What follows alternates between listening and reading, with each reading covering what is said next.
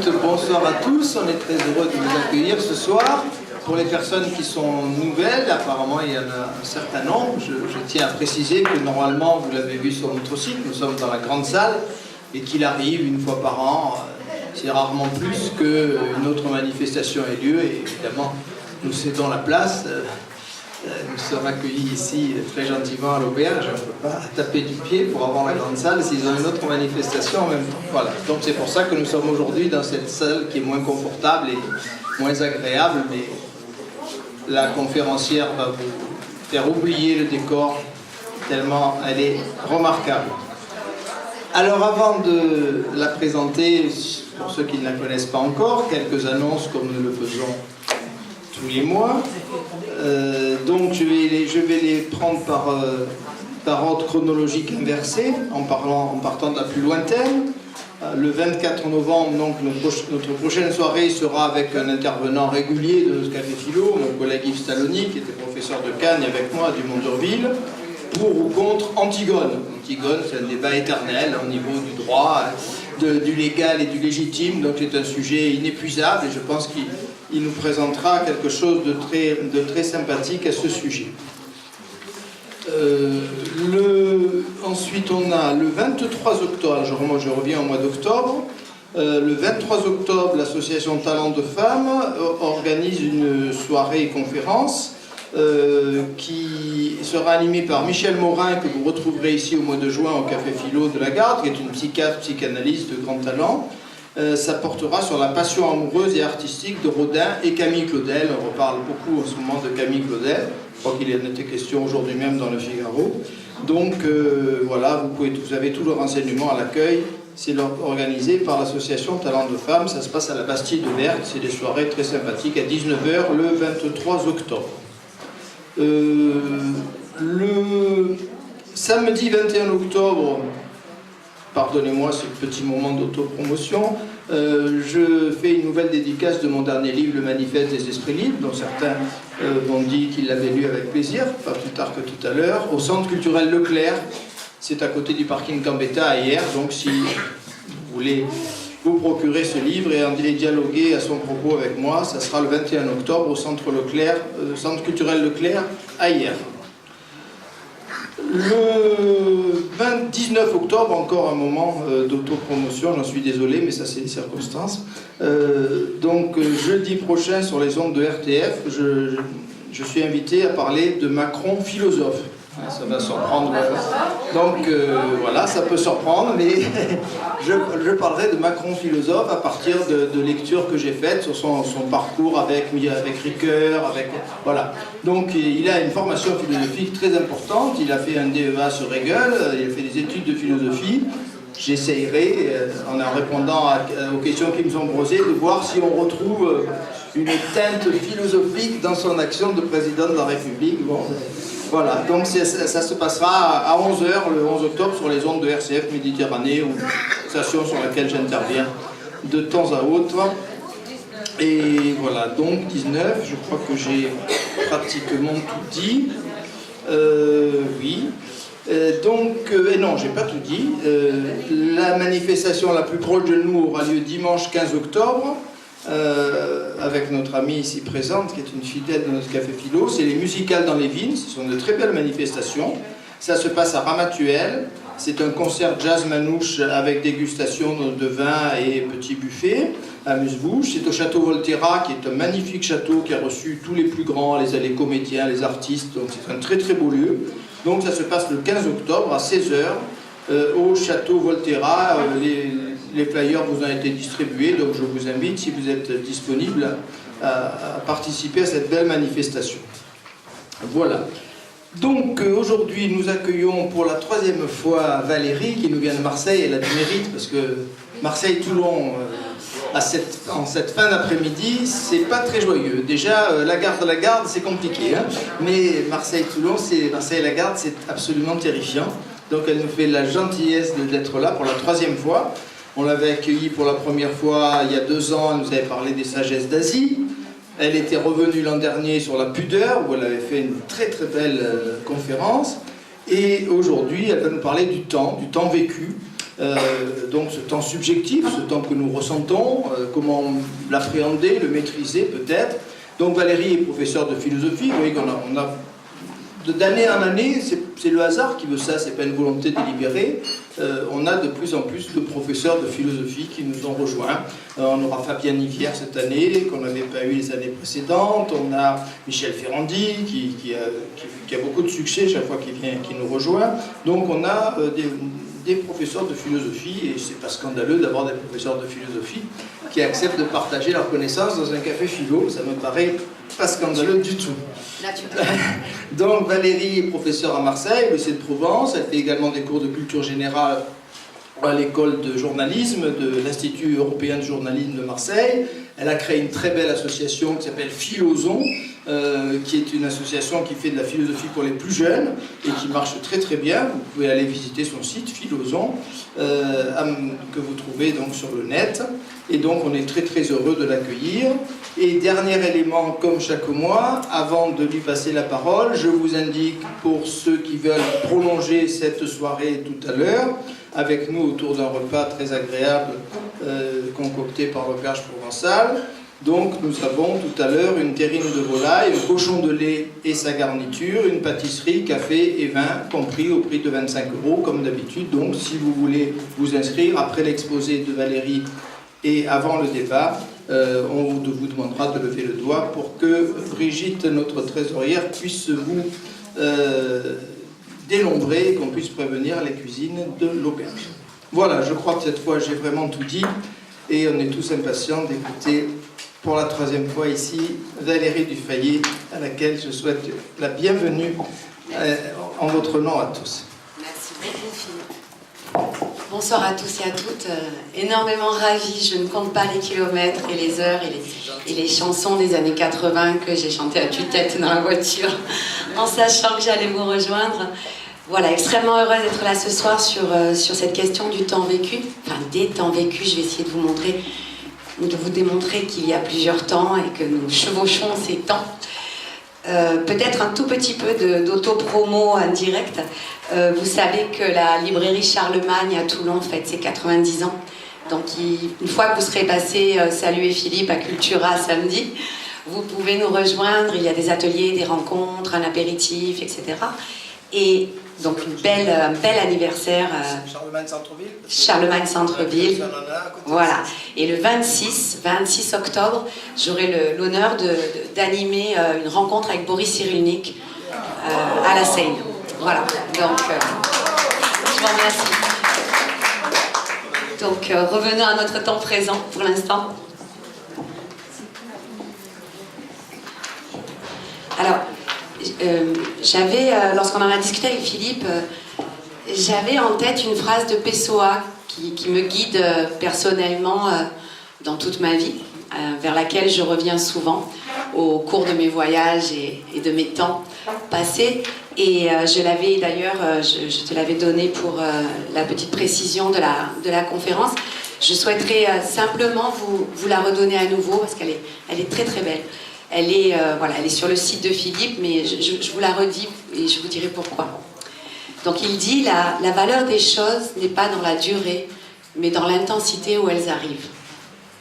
C'est pour cela qu'il existe des moments inoubliables, des choses inexplicables et des personnes incomparables. Et voilà, elle me touche beaucoup, je vais vous expliquer pourquoi, je vais tenter de le partager avec vous ce soir. Mais surtout quand on voit la vie de Pessoa, c'est un jeune homme qui perd son père brutalement, dont la maman se remarie avec un consul qui partira et qui amènera Pessoa, alors jeune enfant, en Afrique du Sud, pays dans lequel il va passer jusqu'à ses 17 ans. Et il va revenir en Portugal et il ne quittera plus la petite place où il s'est installé jusqu'à sa mort. Et je trouvais ça assez émouvant que cet homme n'ait plus jamais voyagé et qu'en même temps ses œuvres voyagent le monde entier et sont traduites dans des dizaines de langues. Et c'est peut-être cette petite idée du voyage que j'aimerais développer avec vous ce soir, cette idée qu'on ne voyage peut-être pas qu'à travers le temps, mais on voyage entre nous. Alors, deuxième référence pour commencer peut-être et comprendre où nous allons, une citation de Montaigne Montaigne nous dit « Je ne peins pas l'être, je peins le passage ». Et je crois qu'il nous donne un premier indice intéressant pour ces temps vécus. Peut-être qu'il est inutile de notre part d'essayer de courir après ces temps vécus, de les retenir, de les faire durer en quelque sorte, mais plutôt de porter notre pensée, notre conscience sur le passage d'un temps à un autre et de ce que nous conservons de nous-mêmes, d'une expérience à l'autre, d'un temps ou d'une rencontre à l'autre. Et cette idée que nous ne sommes que mouvement, et que la vie est mouvement, et que de vouloir arrêter le temps, c'est vouloir renoncer à ce mouvement de la vie elle-même.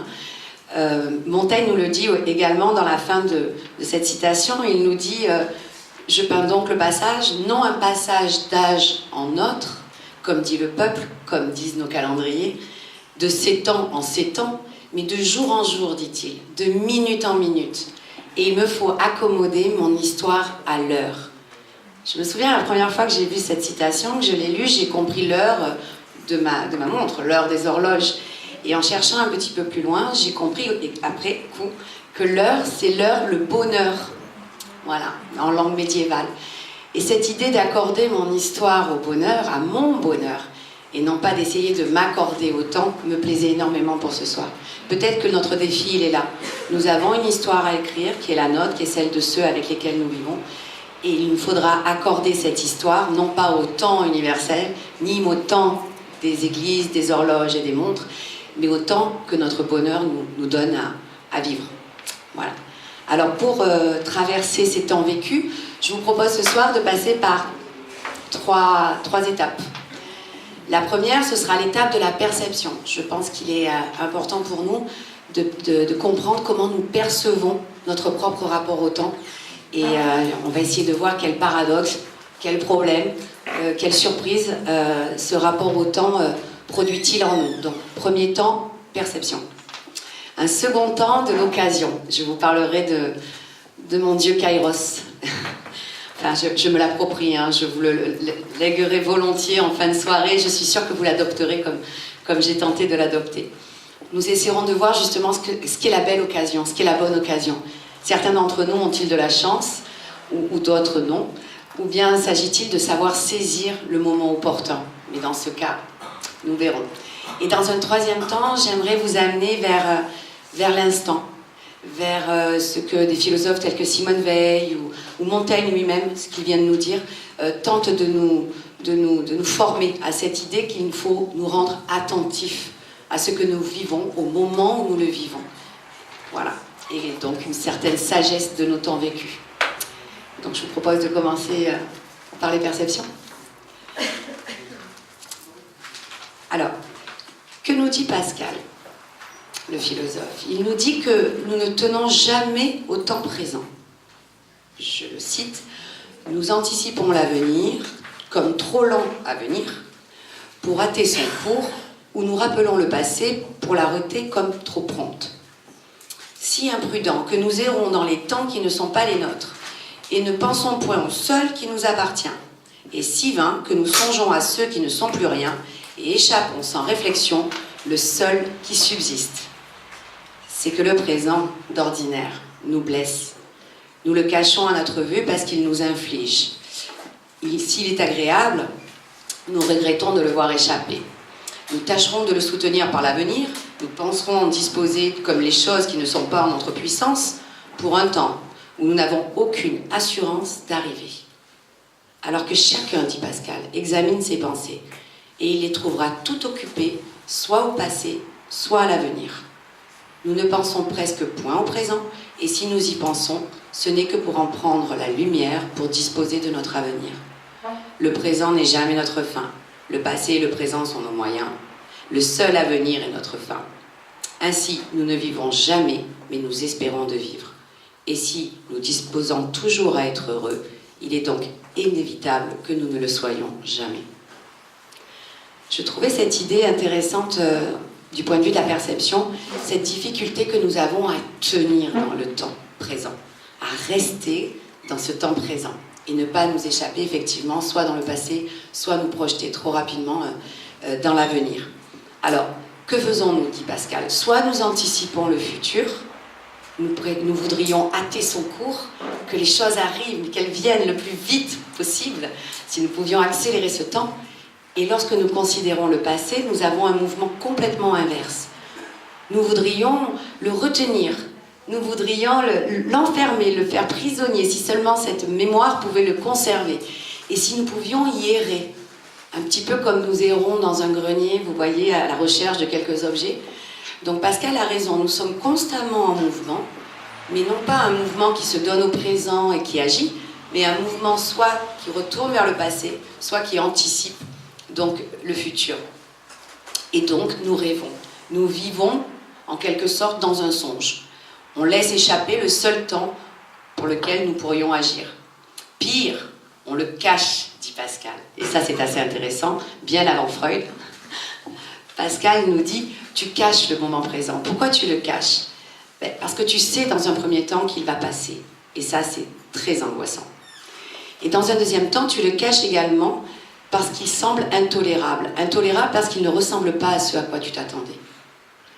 Donc on voit que nous sommes dans un mouvement continu d'aller et de retour, et nous errons en quelque sorte sans jamais retrouver en quelque sorte ce temps présent. Et pourtant, il nous donne la solution. Il nous dit que nous pouvons disposer des choses. Nous avons une puissance nécessaire et suffisante pour être heureux. Et nous allons tenter de voir en quelque sorte comment exercer cette puissance. Alors c'est le temps qui passe. Est-ce que c'est vraiment le temps qui passe ou est-ce que c'est nous qui passons sans cesse et le ratons?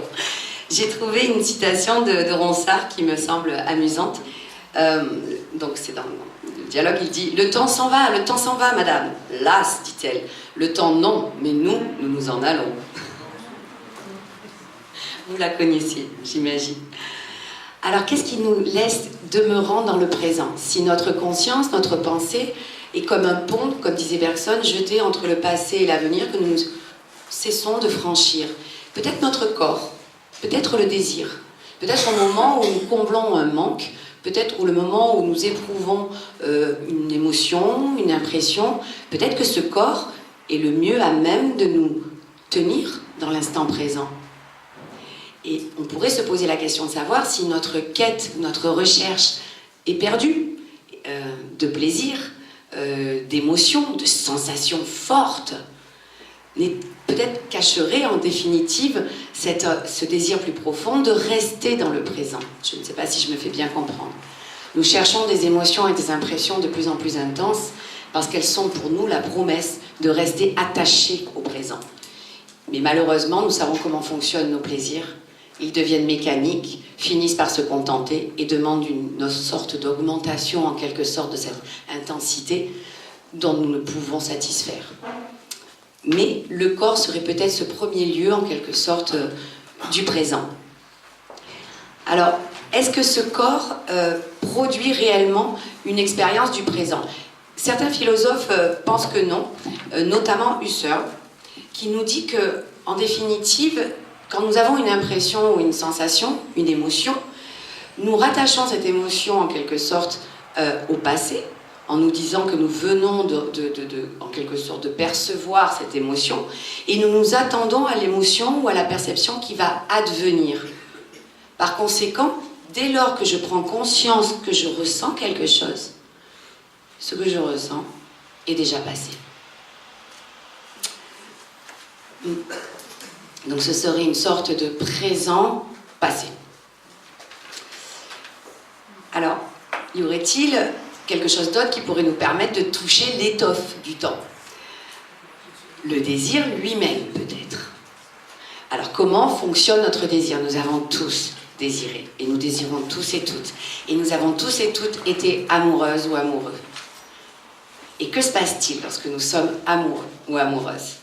Il se passe une suspension magique du temps. Le temps s'arrête. Le temps s'arrête ou au contraire, il accélère démesurément. Pourquoi? Et parce que tout simplement, nous ne percevons plus la réalité à partir de ce qu'elle est, nous la percevons à partir de notre désir lui-même et de la distance en quelque sorte qui nous reste à franchir pour atteindre en quelque sorte notre objet. Alors, que se passe-t-il à ce moment-là? eh bien, nous devenons des magiciens du temps. Ce n'est pas que le temps devient magique lui-même et qu'il se suspend, c'est nous qui le suspendons. Nos désirs ont le pouvoir de suspendre le temps. C'est quasi divin, vous êtes d'accord? Comment cela fonctionne-t-il? Il faudrait revenir vers Descartes et le phénomène de la passion. Descartes nous dit que le désir produit comme une ellipse dans la réalité, une sorte d'agrandissement, vous voyez, de l'objet qui finit en quelque sorte par occuper l'espace de manière démesurée. Et l'attention que nous portons à ce moment-là à l'objet de notre désir fait que nous tombons en quelque sorte dans un temps subjectif qui a la cadence de notre désir, qui a la saveur de notre désir et les formes de l'objet de notre désir lui-même. Nous sommes dans notre temps. Et c'est pour cela que nous avons cette impression d'être suspendus ou d'être hors du temps.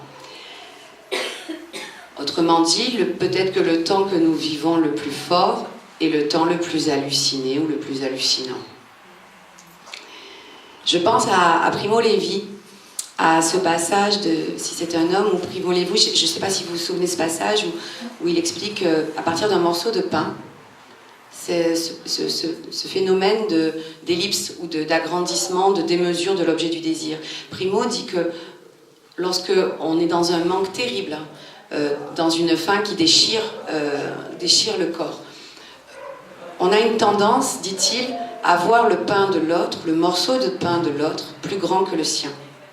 Et il prend cet exemple, je ne sais pas si vous vous souvenez, où il se retourne vers son camarade qui lui aussi attend ce morceau de pain démesurément, et il lui dit toi aussi le vois-tu plus grand, vois-tu le mien plus grand que le tien? Et son camarade lui répond oui. Il fallait le changer, oui, il fallait l'échanger. Mais c'est cette idée effectivement que la passion, qu'il s'agit du manque, hein. Le manque produit un objet qui, d'une manière passionnée, nous fait tomber en quelque sorte dans une hallucination à la fois des objets, de la réalité et du temps. Il serait bien difficile, vous êtes d'accord, de rester dans ce temps halluciné.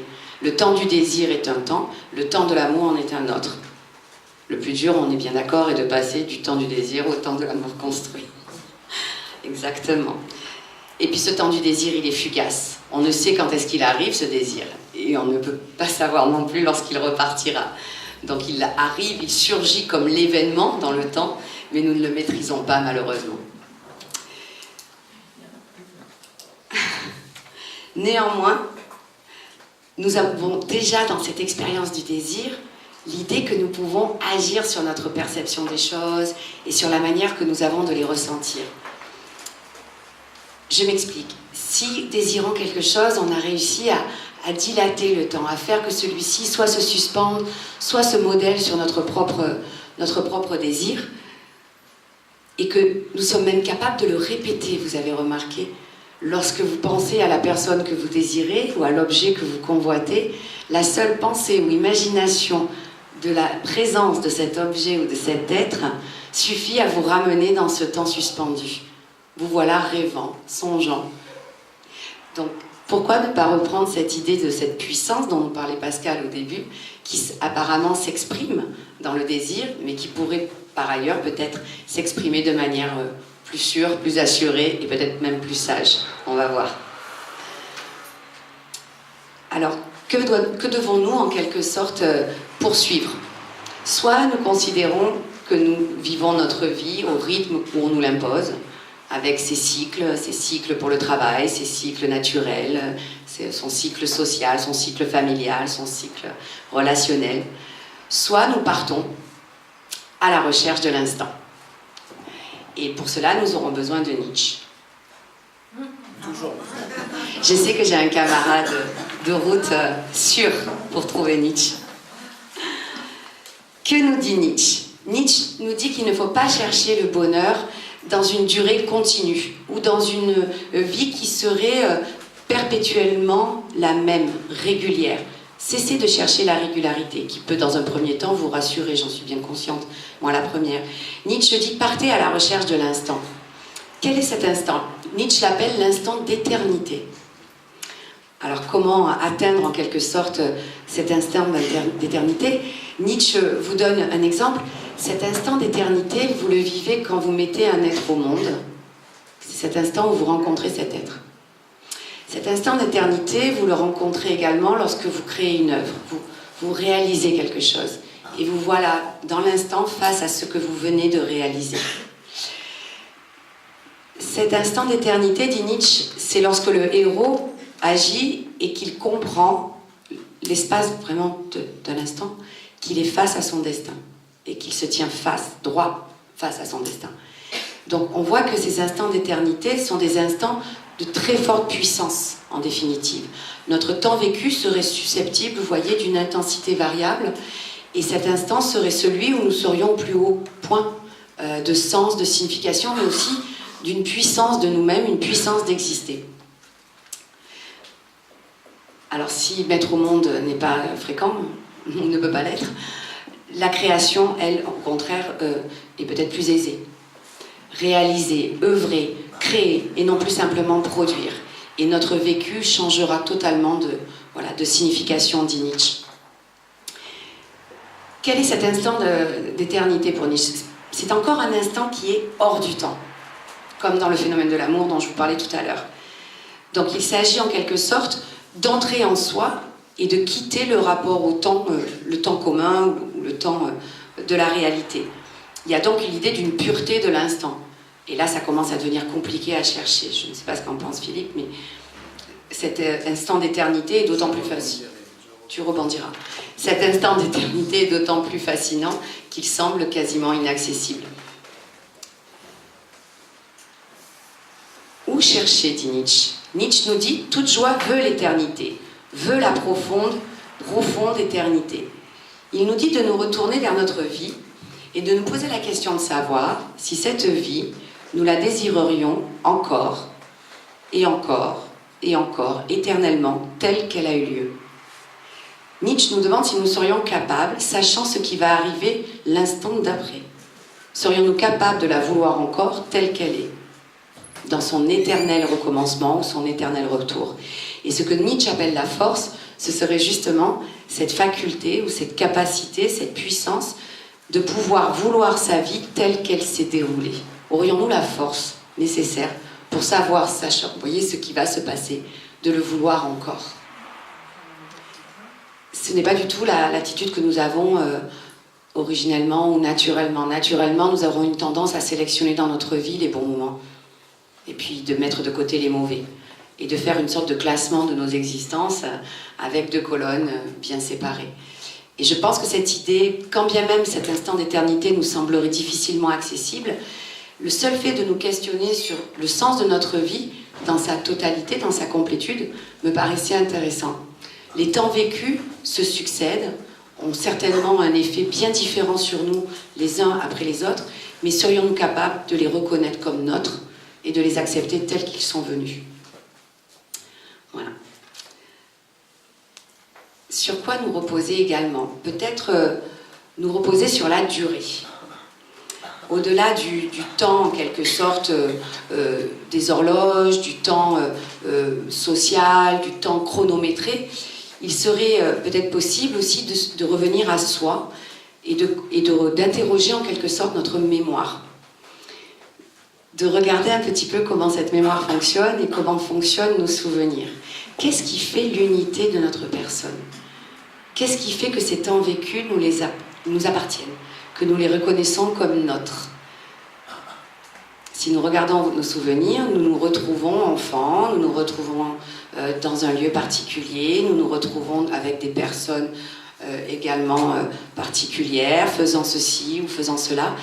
Quel est le point commun entre tous ces temps vécus, si ce n'est nous-mêmes? Mais qu'appelons-nous dans ce cas-là nous-mêmes? Quelle est l'unité de cette identité en quelque sorte? C'est moi. Mais si, comme dit Pascal ou Hume, si j'interroge ce moi, si je demande qui je suis moi, je tomberai d'un souvenir à l'autre, vous comprenez, d'une image à une image, mais la succession ou l'accumulation de ces images ne me donnera toujours pas l'explication de l'unité de ces images, du fait que, en dépit du temps, je demeure la même, qu'en dépit des changements, je reste qui je suis. Et donc, l'idée de Hume, par exemple, c'est de vous dire que votre identité est une fiction. C'est une construction que vous faites de vous-même. C'est-à-dire cette capacité que vous avez, comme si vous preniez un fil d'or, de lier ensemble ces perceptions ou ces souvenirs vécus. Alors oui, bien évidemment, votre identité est fondée sur la mémoire. Et malheureusement, les maladies de la mémoire, telles qu'Alzheimer ou d'autres, nous montrent cruellement qu'une altération de la mémoire implique nécessairement une altération de l'identité. Mais faut-il aller jusqu'à dire que cette altération de la mémoire, altérant une partie de l'identité, enlève à la personne qui a cette défaillance de mémoire le sentiment qu'elle a d'elle-même et de son unité? Je ne suis pas certaine. On peut avoir une mémoire défaillante et continuer à se sentir soi, ou se sentir en tant que personne. Et donc Hume nous explique que ce sentiment que nous avons d'identité malgré les changements est une fiction, une sorte de synthèse que nous faisons de nous-mêmes. Capacité à nous percevoir dans les différents moments qui sont les nôtres. Et surtout, ce qui me touche énormément depuis l'Antiquité, cette idée de la raison, du logos, c'est-à-dire de faire lien, voilà, de nous lier, de lier ces moments. Ainsi, on retrouverait peut-être cette idée que ce qui fait l'unité de moi-même et ce qui fait l'unité des temps que je vis ou des moments que je partage, c'est ma capacité à les relier les uns les autres et à leur donner du sens. À leur donner du sens dans deux significations différentes. Donner du sens à ce que j'ai vécu, c'est-à-dire une signification, qu'il y ait quelque chose de l'ordre de l'interprétation, que je sois capable de prendre ce que j'ai vécu et de le ramener à ma propre existence. Et dans un deuxième temps, de lui donner une direction aussi. Que ce que j'ai vécu s'inscrive dans un projet, dans quelque chose que je poursuis. Un désir, une manière de vivre, une volonté.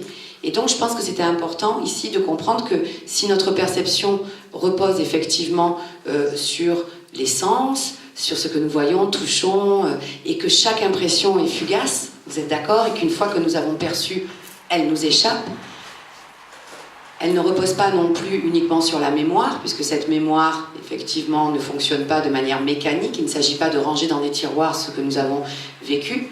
Alors, ce qui fait notre unité, notre force et notre puissance, c'est notre capacité à nous reprendre, à nous relire, en quelque sorte, et à nous relier, malgré la diversité, en quelque sorte, de ces changements.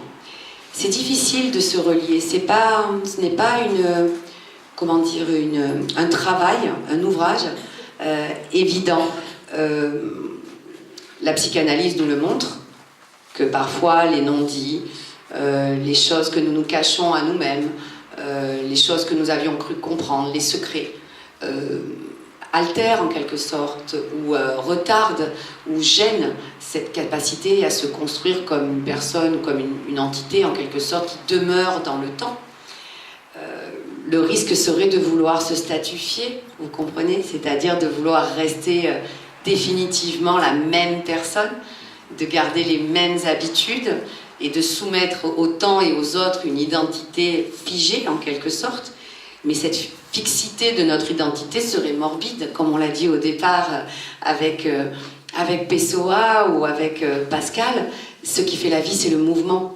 Il va falloir donc trouver une manière, en quelque sorte, d'être soi-même à travers ce que nous vivons, tout en acceptant ou en accueillant en quelque sorte la variété, le changement et l'événement. Et je ne peux pas ne pas parler de Kairos. Imaginez un terrible dieu, chevelu devant et complètement rasé derrière. Pas un cheveu sur le crâne à l'arrière. Tout devant. Pourquoi? Tout simplement parce que ce brave Kairos est le dieu du moment opportun. Le dieu du moment opportun qui est coincé entre deux divinités du temps que sont Aion, le temps éternel, vous savez, celui avec Nietzsche que nous tentions d'attraper, qui est le temps des dieux, le temps de l'Olympe, le temps parfait, et l'autre temps qui est Chronos, et qui est le temps de la nature, le temps où l'on génère et dégénère, où tout ce qui naît est corruptible et tout ce qui est amené à être disparaîtra. Et Kairos est au milieu. Que fait Kairos? Kairos, c'est la chance, c'est la bonne occasion. Vous savez, nous avons tous dit ça une fois dans notre vie. Oh, mais toi, t'as de la chance, toi. Toi, les bonnes occasions, c'est toujours pour toi. Moi, j'arrive toujours trop tard ou toujours trop tôt. Kairos nous dit le contraire. Kairos nous dit que vous êtes capable de sagacité. Vous êtes capable d'une certaine forme d'anticipation de l'événement, même si celui-ci est contingent, même si celui-ci est imprévisible. Il ne s'agira pas de calquer en quelque sorte sur la réalité votre désir, et donc là, d'échouer nécessairement. Il ne s'agira pas non plus de se laisser porter ou basculer par les événements. Il s'agira plutôt de percer en quelque sorte les situations ou les circonstances en se préparant au moment le plus favorable pour agir. Donc vous voyez que Kairos, c'est le dieu de la tactique. Il faut une certaine forme d'intelligence pour tirer profit des occasions. Et malin, celui qui a de la chance. Pourquoi a-t-il les cheveux devant? Bien évidemment parce que celui qui est malin, sagace ou perspicace et qui sait qu'il soit un homme politique, philosophe, qu'il soit un chef militaire ou qu'il soit un médecin qui anticipe en quelque sorte le devenir de la santé de son malade et qui sait prévenir avant de guérir, cet être sagace saisira l'instant opportun. Alors qu'une fois que cet instant sera passé, plus rien ne permettra de le saisir. Donc Kairos nous dit cela. Kairos nous dit qu'effectivement, il y a un savoir qu'il est possible de développer et qui pourrait nous permettre en quelque sorte de reconnaître les moments les plus opportuns pour agir. Alors c'est une notion importante, Kairos.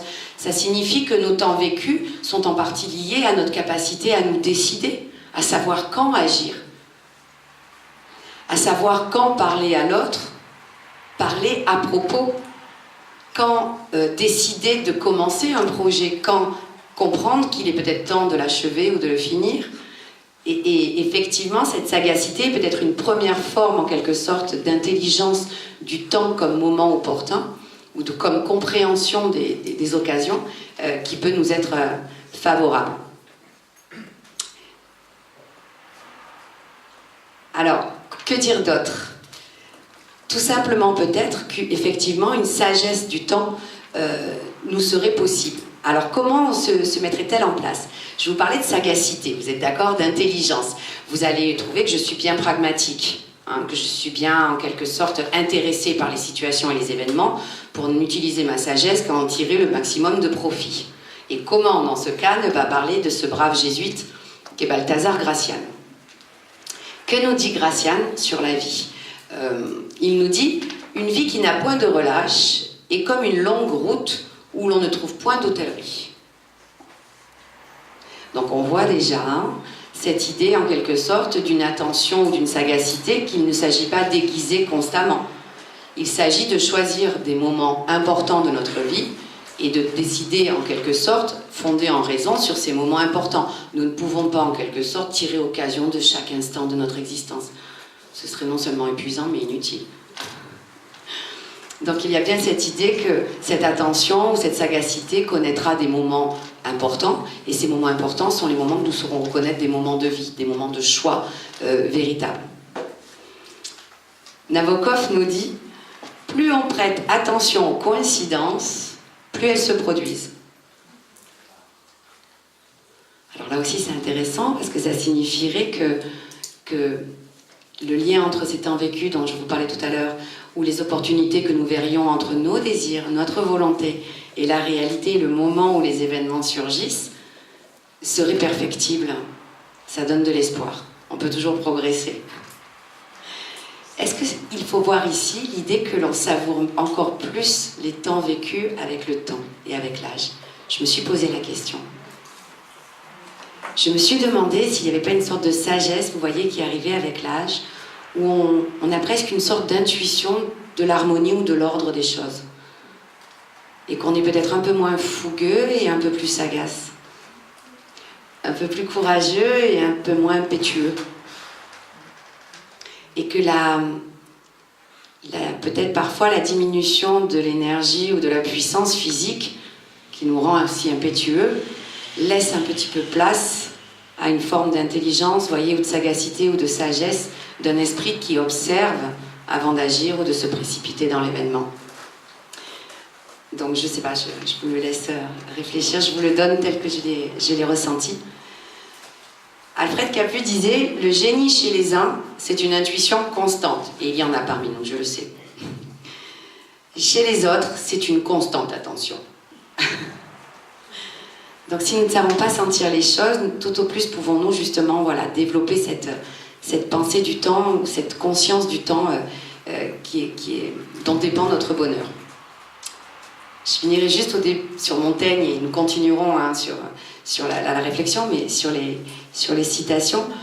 Montaigne dit « Quand on me contrarie, on éveille mon attention, non pas ma colère. »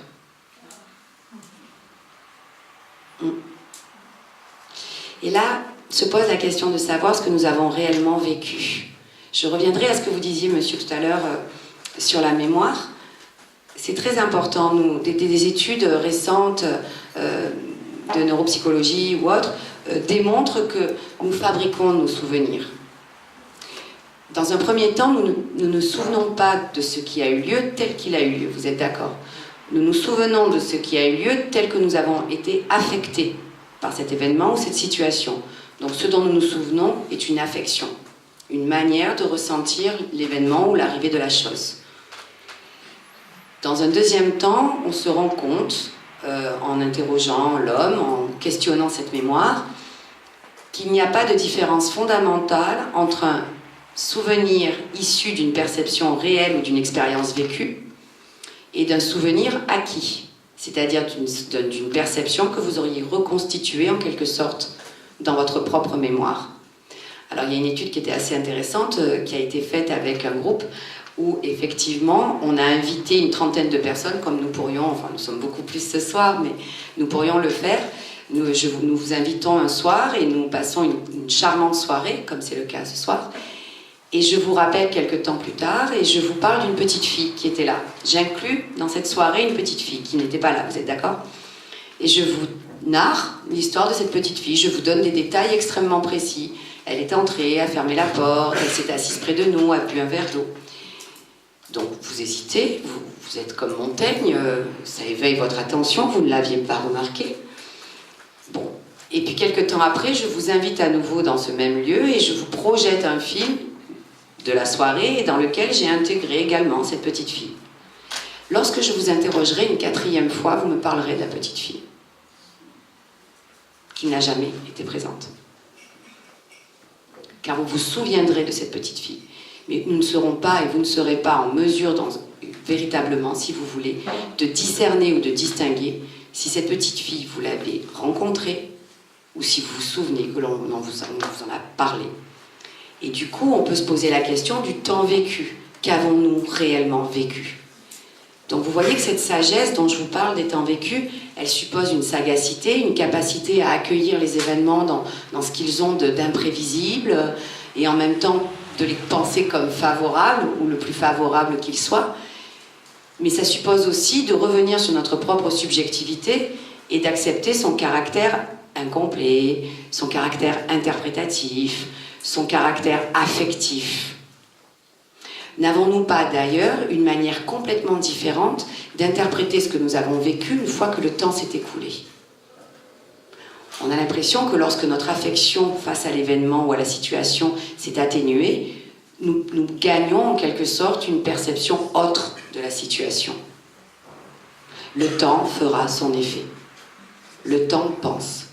Alors il nous pense, il nous soigne, il nous guérit, il nous cache en quelque sorte nos plaies et les fait cicatrices, mais il y a aussi cette idée, je pense, d'une pensée du temps, d'une réflexion du temps, où le voyant les choses à distance, nous les voyons complètement autrement.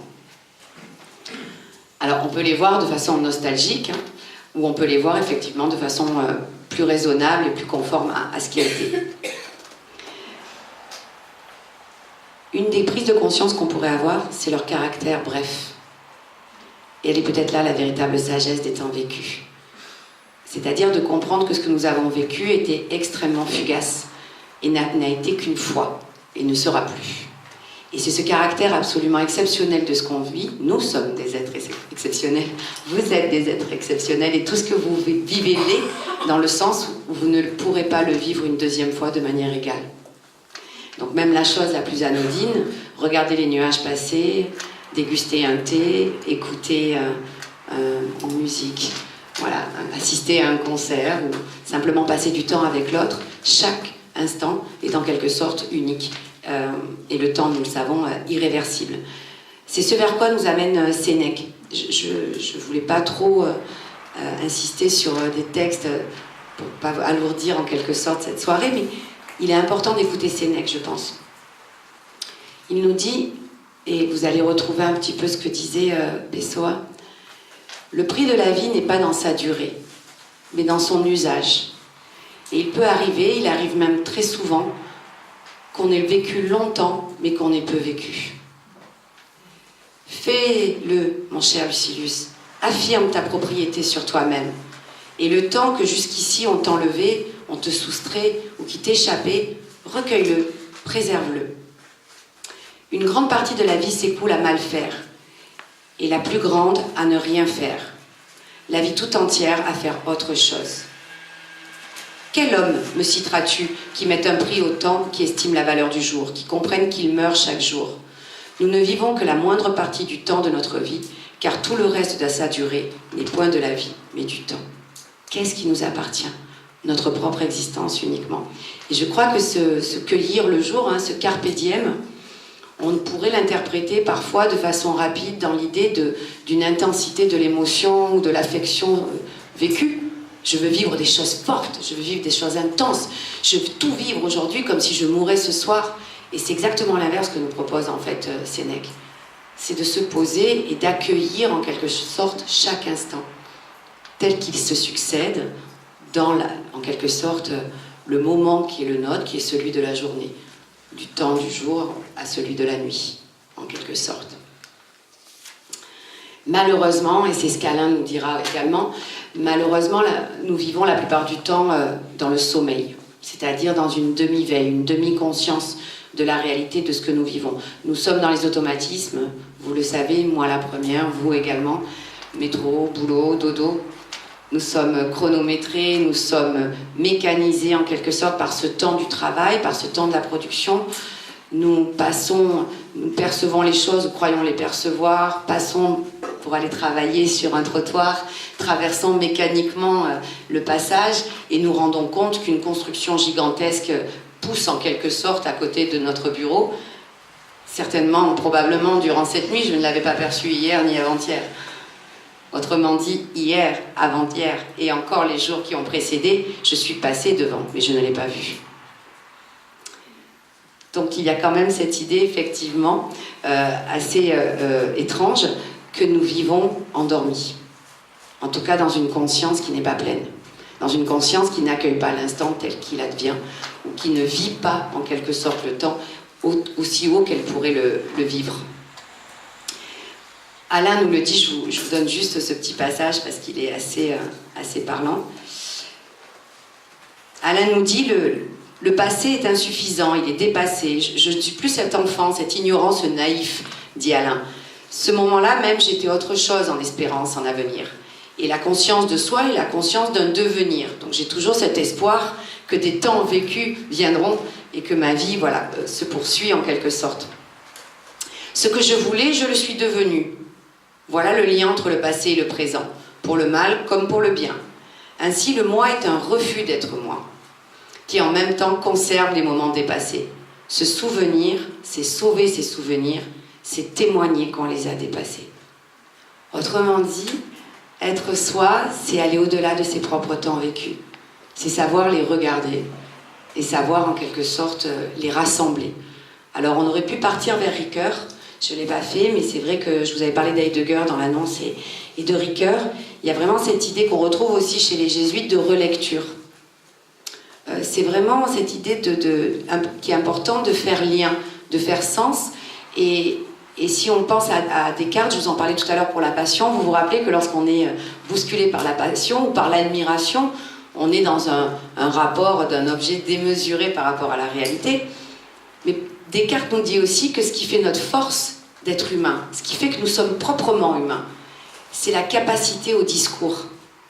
C'est la capacité à, non pas simplement à prononcer des mots, vous voyez, à dire ce qu'on a vécu pour simplement le nommer, mais à faire du sens, à fabriquer un discours pour se faire entendre aux autres et à partager en quelque sorte ce temps vécu. Et je trouve l'idée très, très belle que peut-être que le langage est le lieu, vous voyez, où nous nous réapproprions notre temps, ou ce que nous avons vécu, et où nous préparons nos temps futurs. Quel bonheur de reparler des souvenirs communs.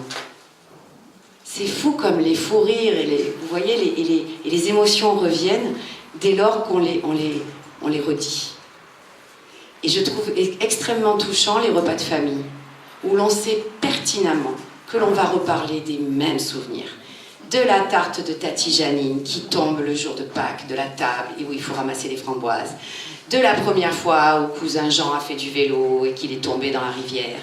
Et ce sont comme, vous voyez, des souvenirs qui reviennent sans cesse, les mêmes en quelque sorte, mais où le plaisir de les reprendre ensemble et de les relier, de nous relier à travers eux, est inégalé et à chaque fois nouveau en quelque sorte.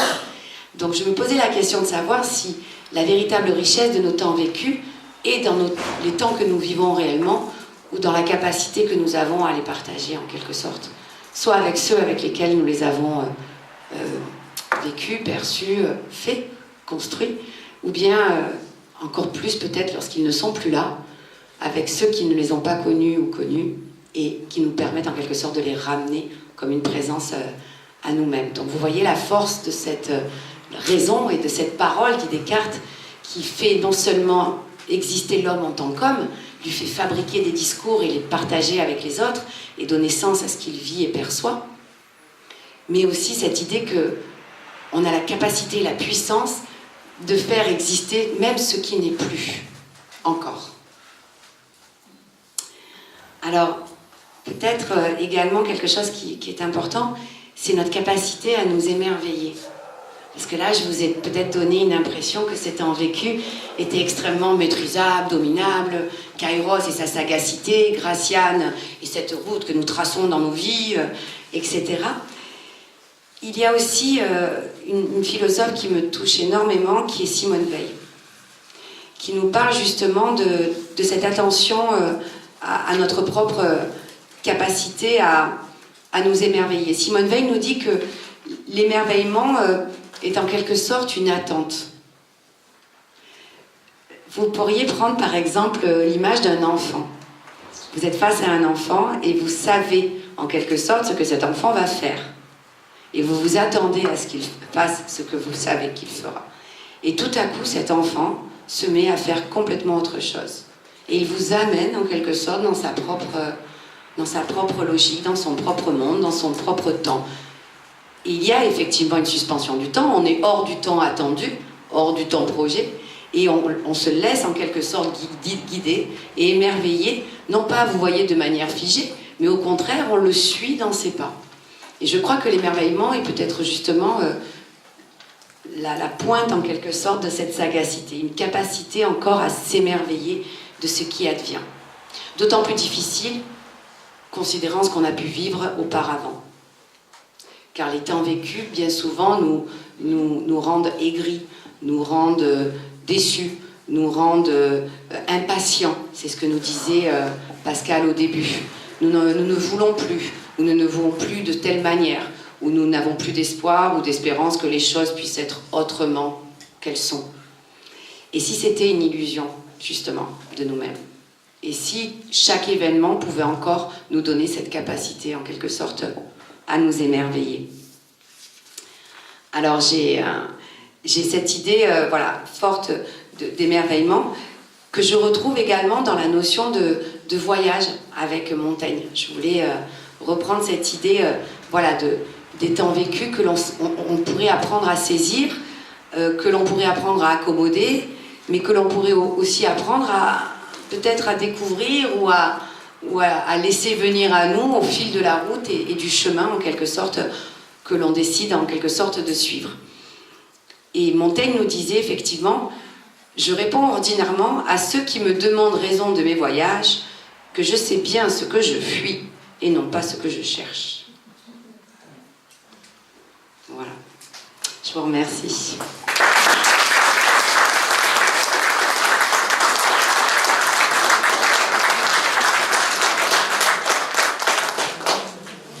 Merci. Merci Valérie, la leçon.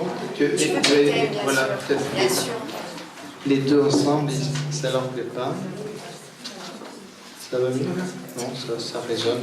Peut-être parce que je suis devant le...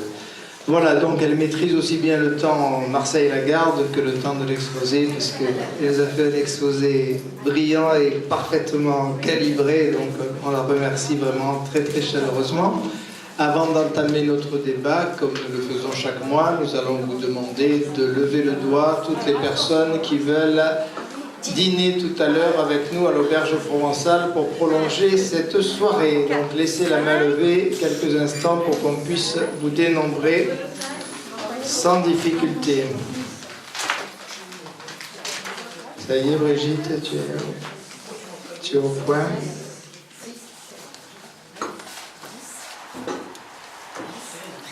C'est bon?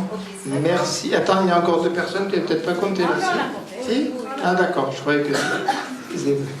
Bien, donc on va entamer maintenant notre débat. Je pense que Valérie a ouvert quantité de pistes et elle a dû éveiller en vous beaucoup de réactions et d'interrogations tout à la fois. Je ne parlerai pas de Nietzsche, sinon on en a jusqu'à 2h du matin. Je fais exprès pourtant, vous avez vu, à chaque fois je fais exprès. Juste 30 secondes. Elle a parlé de l'instant, effectivement, chez Nietzsche, qui est une notion très très importante, qui est souvent mal comprise. Quand tu as cité une formule du Zarathustra, on traduit à mon avis très mal le texte allemand. On le traduit souvent en disant « le plaisir veut l'éternité, la profonde éternité ». Non, le plaisir ne veut pas l'éternité. Le plaisir veut l'éternisation. C'est pas du tout pareil. Quand j'éprouve un plaisir, je voudrais que ça ne s'arrête pas, ce qui est une absurdité, parce que si ça ne s'arrêtait pas, ça deviendrait une souffrance. Le plaisir n'existe que par contraste avec une douleur. Bon, ce qu'Épicure avait parfaitement compris. Donc non, c'est pas le plaisir qui veut l'éternité, c'est la joie qui veut l'éternité. Ces moments de plénitude. Donc moi je propose de traduire, c'est ce que j'ai écrit dans mon livre L'individu éternel, qui était mon premier livre, auquel je suis particulièrement attaché, la plénitude, c'est un mot magnifique le mot plénitude. Ce moment où je me sens uni à la totalité de la vie, mais pas seulement de ma vie, à la totalité du monde. Et je cite dans mon livre L'individu éternel, je cite un philosophe italien que je ne connais pas, je connais simplement l'article qu'il a écrit, et il utilise, le titre de l'article c'est L'attimo immenso, l'instant sans limite, l'instant sans limite. C'est l'instant éternel. Curieusement, et c'est ce que Nietzsche a éprouvé au bord du lac de Sils Maria, dans la Suisse italienne, début août 1881, et j'ai tenté de comprendre ce qui lui était arrivé. Il fallait beaucoup d'audace ou d'inconscience ou de folie, mais j'ai essayé, et je suis peut-être le seul qui a vraiment essayé de comprendre ce qui lui était arrivé ce jour-là. Ce jour-là, il est sorti du temps, tout simplement. Et il est sorti du temps parce qu'il a rejoint l'instant. C'est exactement ce que dit Krishnamurti, par exemple, dans la Révolution du silence, en disant l'instant, c'est le silence du passé, le silence du futur. Cette idée qu'effectivement, si on arrivait à rejoindre totalement l'instant, totalement, on sortirait du temps. Ce qui fait qu'on est dans le temps, c'est que l'instant contient du passé vers lequel on se retourne, une attente du futur. Comme disait Saint-Augustin, qui a été peut-être notre premier grand philosophe du temps, le temps, c'est pas passé, présent, avenir, c'est le présent du passé, le présent du présent, le présent du futur. Bien. Donc, c'est nous qui créons le temps d'une certaine manière. Et finalement, vous avez un très beau mot dans la langue française auquel on ne prête pas beaucoup attention. Je ne sais pas si vous avez prêté attention au fait que maintenant, qui est l'équivalent de l'instant, ça vient du verbe maintenir. Le maintenant, c'est ce que j'essaye de maintenir, mais je n'y arrive pas précisément. Donc je me crispe. Donc je crois que Valérie a utilisé de nombreux auteurs qui vont tous dans cette même direction d'une crispation. Et je dirais un dernier mot avant de vous laisser la parole sur le kairos. Le kairos, c'est le contraire de la volonté. C'est pas moi qui décide du kairos. Il faut que je sois ouvert, il faut que je sois aware, comme dirait quelqu'un que vous connaissez bien, pour saisir ce qui va arriver. Il faut que je sois en éveil, en quelque sorte. C'est pas moi qui décide de l'instant opportun.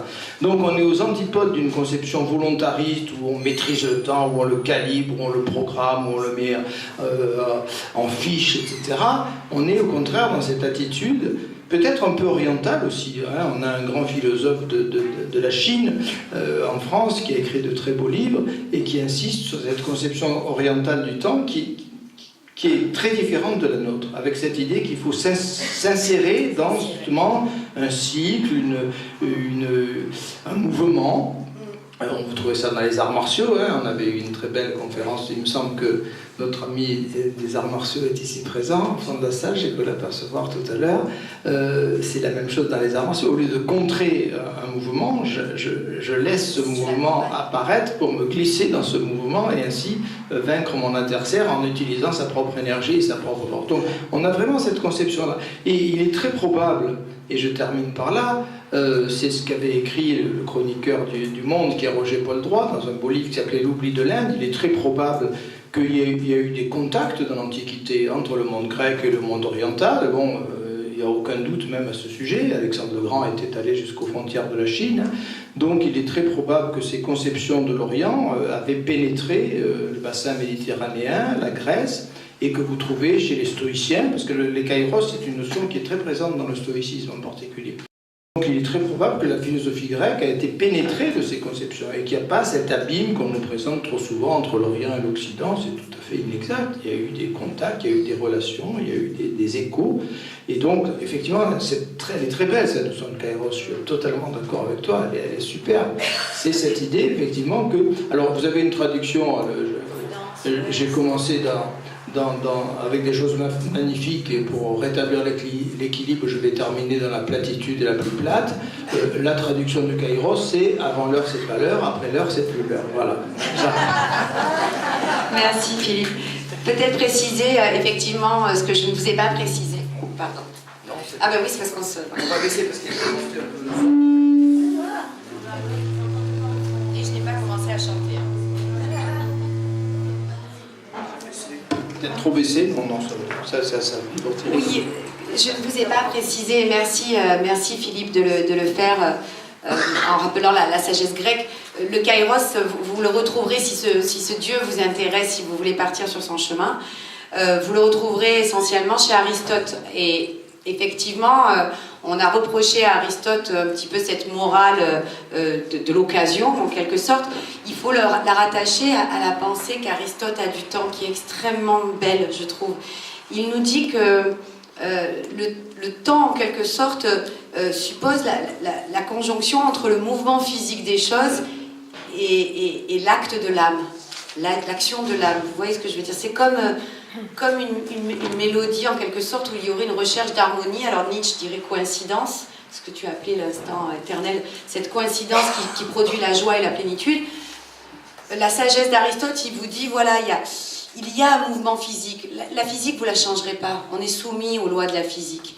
Et comme le disait très bien Philippe, on ne maîtrise pas les événements tels qu'ils vont arriver. Mais au moins essaie de faire conjuguer les mouvements de ton âme, ou le mouvement de ton âme, au mouvement de la physiste de la nature. Et cette idée on la retrouve dans beaucoup de pensées, hein, cette idée d'une coïncidence avec le cosmos, elle est assez, elle est assez belle parce qu'en définitive, elle est simple. Et c'est ce que nous disent beaucoup de méditation, de sagesse d'Orient, sans reprendre l'idée. Mais le bonheur n'est pas loin, en définitive. Il n'est pas dans la quantité de moments vécus ou dans la richesse de moments vécus, mais simplement dans cette recherche de coïncidence avec ce que l'on vit au moment où on le vit. Et je trouve ça assez beau. Et une petite note d'humour par rapport à ce que tu disais sur le temps. J'ai retrouvé, alors je vous en avais trouvé d'autres, mais je vous les donnerai, si vous voulez, sur le site de Philippe, des expressions liées au temps qui étaient amusantes. J'ai retrouvé 2 temps, 3 mouvements, en fait. C'est rigolo, ça, vous avez vu? En fait, c'est le fusil. Le fusil au pied à la ceinture à l'épaule. 2 temps, 3 mouvements. Voilà. 2 temps, 3 mouvements. Et je me suis dit, on est aussi sous cette pression, en quelque sorte, nécessaire. Je ne dis pas que ce mouvement militaire, ou cette gestion du temps militaire est nécessaire, est inutile. Mais elle est si loin de la durée intérieure, si loin parfois. Voilà. Là, j'ai une révélation tout d'un coup. Il y a des gens que vous avez certainement entendu, des personnes qui, au lieu de dire 2 temps, 3 mouvements, disent 2 temps, 3 moments. Et j'ai compris, en écoutant Valérie, que ce sont des antimilitaristes. Qui veut prendre la parole? Avec grand plaisir. Tout à l'heure, bonjour, vous avez parlé du fait qu'on vivait dans un état de semi-sommeil la plupart du temps. Je crois que c'est un peu normal parce que, est-ce que vous vous rendez compte ce qu'est une extra-lucidité, c'est-à-dire une personne qui se rend compte de tout ce qu'elle fait. Par exemple, il y a plein d'actes qui sont anodins mais qui ont des conséquences graves. Bon, on ne va pas les citer parce que ce n'est pas le moment de s'inquiéter. Donc la perception, c'est une volonté, c'est basé sur l'acte de volonté, c'est pas un appareil photo. Non. Les yeux, c'est pas un appareil photo, c'est un acte, on va dire, d'amour, si on veut parler d'être grandiloquent, entre la chose qui observe et la chose qui est observée. Enfin, il y a quelque chose de cet ordre, et c'est pas un appareil photo, donc il y a beaucoup de choses qui échappent à la perception, et d'un certain côté, tant mieux, parce que sinon ce serait horrible. Voilà.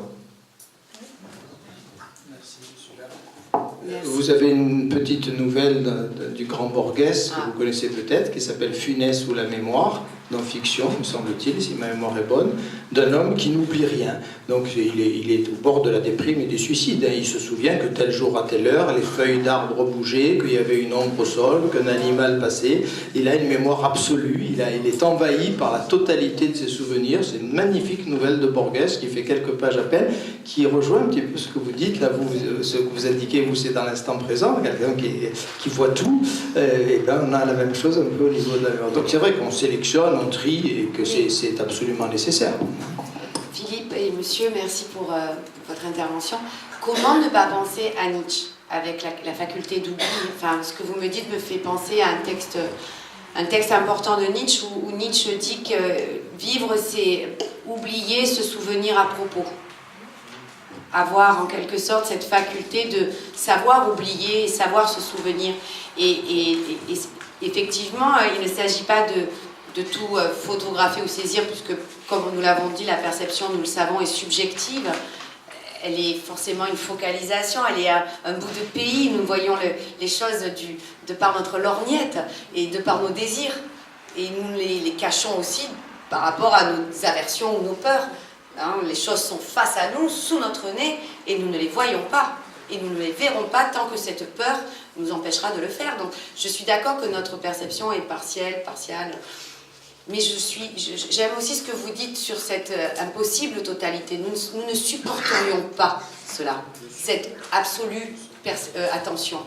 Oui. Je vais vous redonner la parole, monsieur. Juste, tu évoques quelque chose de moi. À ma connaissance, Nietzsche est un des rares philosophes qui a fait l'apologie de l'oubli. Oui. En disant, on parle toujours de la mémoire, évidemment, on ne peut pas vivre sans mémoire, mais on ne pourrait rien faire sans l'oubli. Par exemple, si on avait une mémoire aiguë, je ne sais pas, un enfant, s'il avait la mémoire aiguë des premières gamelles qu'il a appris quand il a appris à marcher, il ne marcherait jamais. Si on se souvenait des premières tasses qu'on a bu quand on a appris à nager, on nagerait jamais. Si on se souvenait de ce qui nous arrivait quand on a appris à faire du vélo et qu'on s'est arraché le genou, on n'apprendrait jamais à faire du vélo. Donc l'oubli est une faculté fondamentale sans laquelle la mémoire fonctionne. Oui. Aucun apprentissage ne serait possible sans l'oubli. Hein. C'est un rare philosophe qui a dit ça. J'aimerais rajouter dans ce que tu dis que le deuxième amant ne serait pas possible non plus sans le premier. Et dès qu'on s'en est fait. Tu as tout à fait raison. Monsieur, je vous donne le micro.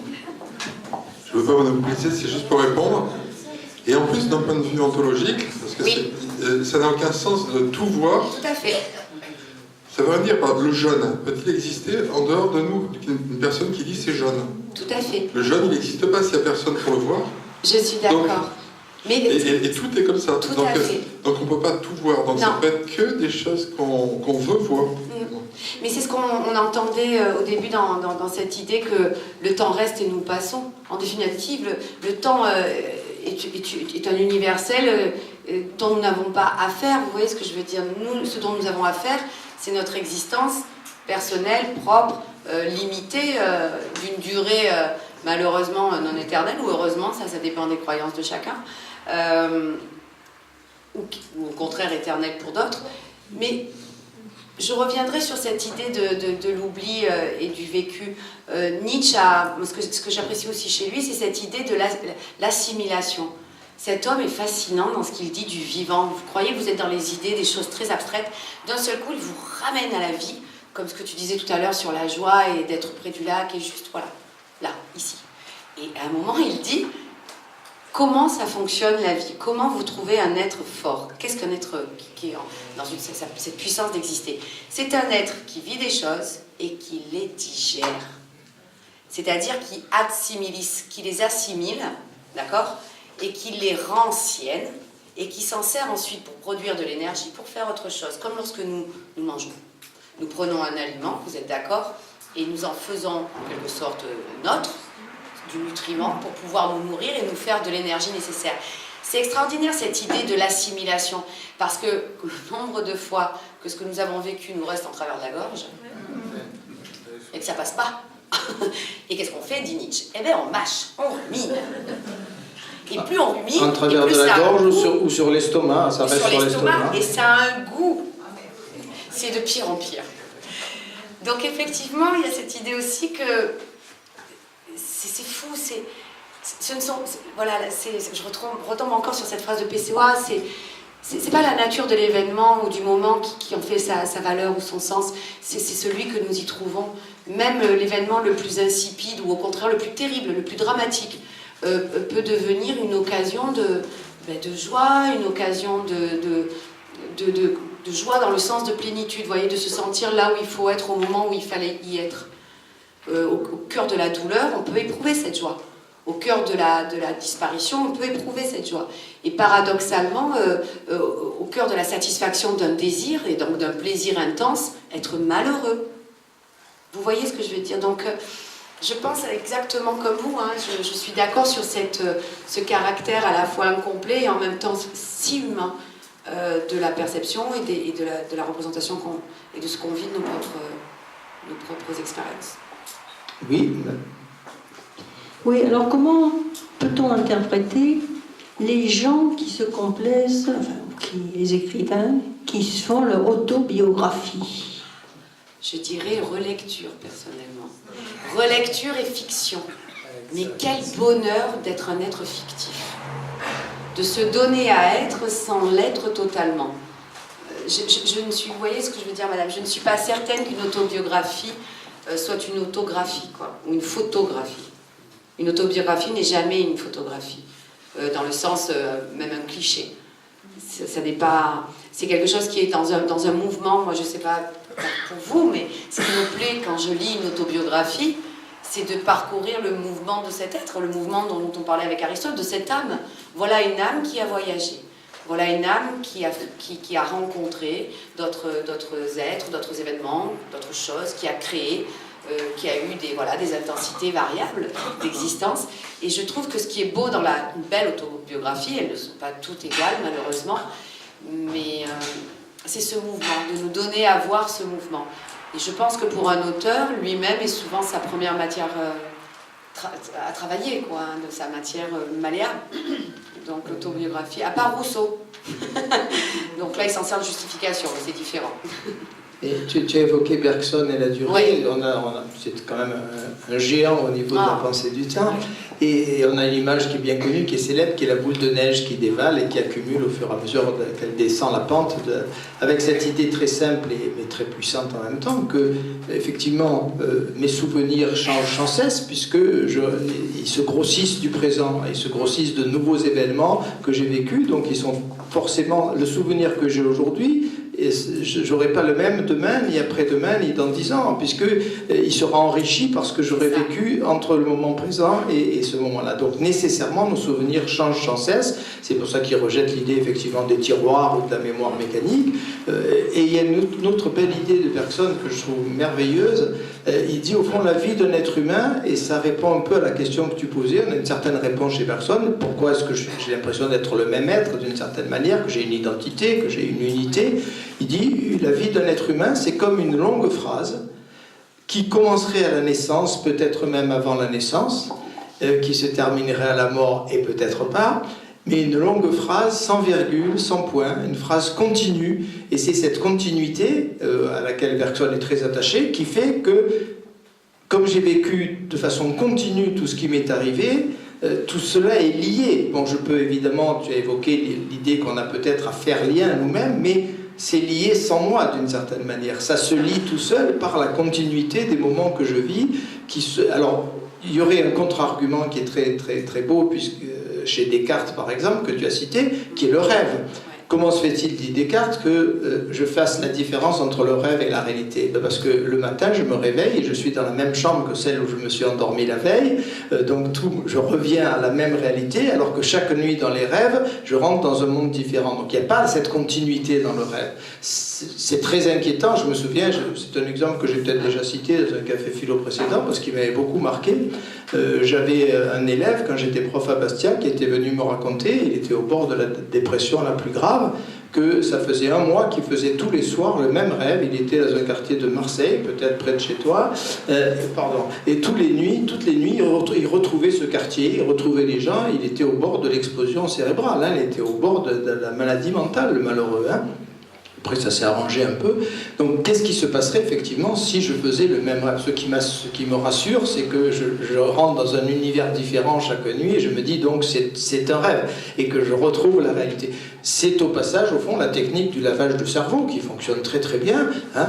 Vous enfermez quelqu'un dans une cellule jaune, vous l'appelez Alfred, le matin il se réveille dans une cellule bleue et vous l'appelez Marc, au bout de 8 jours il ne sait plus comment il s'appelle le gars, hein. Donc c'est très facile de faire péter les plombs à quelqu'un, de lui faire perdre ses repères en brisant cette continuité qui assure à la fois pour moi l'idée de la réalité et l'idée de mon identité. Hein. Si demain, prenez le simple exemple du prénom, si demain les gens vous appellent avec un autre prénom que celui auquel vous êtes habitué, vous allez être un peu troublé quand même. Hein. Et si on peut multiplier les exemples à l'infini, c'est la technique même du lavage de cerveau, hein, où je brise la continuité qui me rassure parce qu'elle me rappelle que je suis moi, que je suis le même être aujourd'hui, hier, demain matin. Et il y a des techniques, malheureusement. Ron Allen me cite un article d'un psychiatre qui avait écrit un article terrifiant qui aurait dû être censuré. Comment rendre l'autre fou? Malheureusement, c'est très facile. C'est malheureusement très simple. Tu vois, Philippe, à cette belle balade que tu viens de nous donner avec personne, je me rends compte que je n'ai peut-être pas assez insisté sur le rapport à l'autre, sur le rapport à autrui. Je vous en ai parlé dans le langage, et c'est ton idée que tu disais, Philippe, de la phrase continue. Notre existence serait une phrase continue, en quelque sorte. Nous avons vécu avant de naître et nous vivrons après être partis. Ce rapport à l'autre, je vous conseille un livre, je ne sais pas si vous l'avez lu, d'Olivier Bourdeau, je cherchais le nom, En attendant Bojangles. Ça reprend le titre de la chanson de Nina Simone. Lisez-le, c'est... Oh, vous êtes d'accord, madame, sur cette idée que les temps vécus, mais... Vous ne voulez pas nous en parler, vous en parlerez. Vous avez un tel sourire en prononçant le titre que je sais que vous allez... Je l'ai lu il y a 2 ans, mais effectivement j'ai été complètement bouleversée et tellement dans l'émotion que je suis incapable, d'autant plus que ça me touchait profondément parce qu'il était question d'une maladie psychiatrique et que les accompagnants, enfin notamment le fils, ont suivi cette maladie en s'imprégnant et en la faisant leur et en rentrant dans l'imaginaire de la personne. Et que moi j'ai vécu ce genre de choses dans mon enfance, enfin, ce genre de rapport à la maladie psychiatrique, et que je n'ai pas réagi de cette manière-là, quoi. Bien évidemment. C'est extrêmement touchant comme livre. C'est vraiment... moi j'ai été émue, j'ai pleuré, j'ai ri, on rit, il y a des situations, en fait c'est l'histoire d'un petit garçon qui raconte, qui narre, donc qui écrit le vécu de sa maman. Et alors au début c'est extrêmement touchant parce que on voit la vie de ce couple complètement atypique à travers les yeux du petit garçon et on comprend en tant qu'adulte ce qui se passe. Et le petit garçon continue de nous le narrer comme un petit garçon.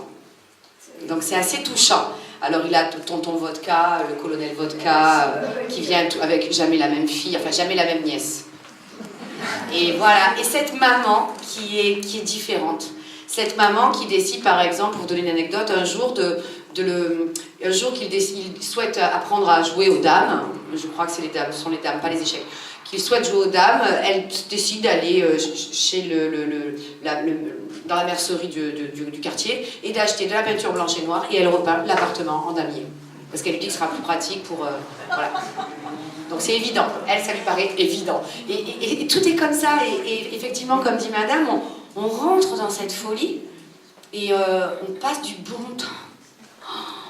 Il y a tellement d'amour dans cette famille. Et c'est drôle, parce que parfois c'est une situation complètement cocasse, mais en attendant Bojangles, et il y a, voilà, c'est très très beau de Bourgogne. Voilà. Ben, vous êtes réunis pour nous donner envie de lire le livre. Hein. On ne pourra pas faire autrement. Bojangles, comme la chanson de Nina Simone, Bojangles, B-O-G-A-N-G-E-L-S, en attendant Bojangles. En attendant Bojangles, je crois que tout le monde a retenu. Qui veut prendre la parole? Allez, n'hésitez pas, hein. Il y a beaucoup de choses à dire. Hein. Soyez pas timide, saisissez l'instant, profitez du kairos. Tu as évoqué les coïncidences. Oui. Moi, j'ai un auteur qui ne fait pas partie des philosophes classiques, mais que je lis, que j'ai beaucoup lu, qui est Deepak Chopra, qui a écrit le livre des coïncidences. Ouais. Et chez Chopra, on a quand même aussi quelque chose qui rejoint totalement ce que tu as dit de Nabokov. C'est-à-dire qu'effectivement, une certaine attention que je n'ai pas habituellement, parce que je me débarrasse effectivement de certains, peut-être signes, on va les appeler ainsi, méfions-nous du vocabulaire, mais enfin, certains messages qui me sont envoyés, auxquels je suis aveugle en temps normal, si je suis beaucoup plus attentif et on retrouve le kairos, et l'instant, et l'attention à l'instant, si je décide en quelque sorte de devenir attentif à ce qui apparaît comme des coïncidences, je vais leur trouver du sens, et je vais trouver que ce sont des éclairages, au fond, qui peuvent me guider dans mon existence, dans mes choix, etc.